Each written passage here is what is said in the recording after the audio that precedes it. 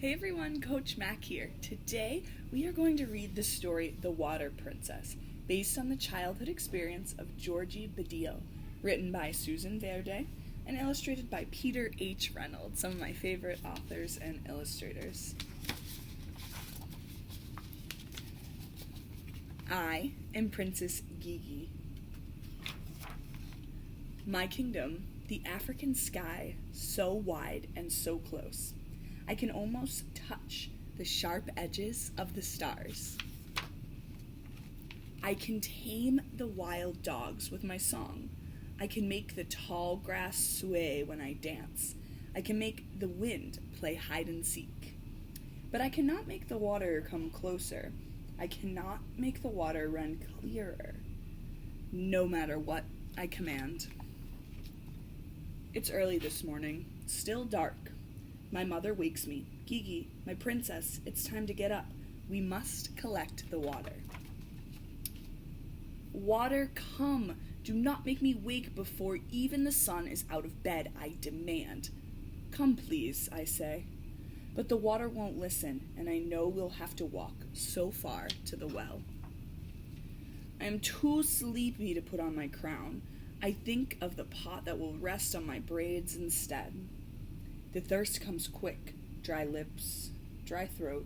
I squeeze my eyes shut. I see it, clear.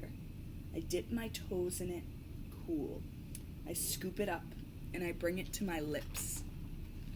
Slowly, I open my eyes. Nothing. I kick the dust. I grab my empty pot and place it upon my head. My mother does the same, and our journey begins full of song. My ma-man adds her melody. Our steps are light, we twirl and laugh together. The miles give us room to dance. Halfway there, we stop for a moment at the giant tree, long enough to grab a handful of sweet shea nuts for energy. We can keep the dance going just a little longer. Ma-man, are we there yet?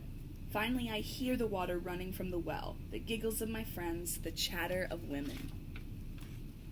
Some have traveled farther than I, only to return home when the sun has gone to bed. Ma-man holds our place while I play with friends. The dance continues, the water is flowing. Pots filling with a dusty earth-colored liquid. Gigi, come. My turn now. The dance home has slowed to careful steps. My thirst is heavy, like the full pot I carry. Our song is softer now. Our shoulders ache, our feet cramp. I see home at last. Ma-man boils enough water for drinking. We wait. We wash our clothes. We prepare food for cooking. My father comes quickly from the fields to share in the drink and the meal. He scoops me up. My princess, you have returned with the water. Drink, Ma-man says, finally. Every sip fills me with energy. I want to make it last, but I can't. I gulp it down. Clothes and body clean, I sing to the dogs. I dance with the tall grass. I hide from the wind.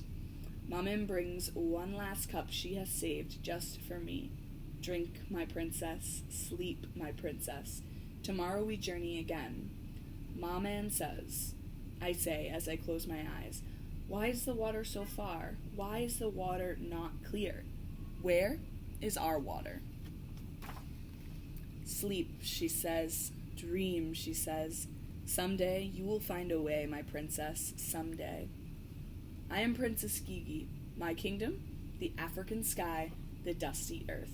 And someday, the flowing, cool, crystal clear water. Someday.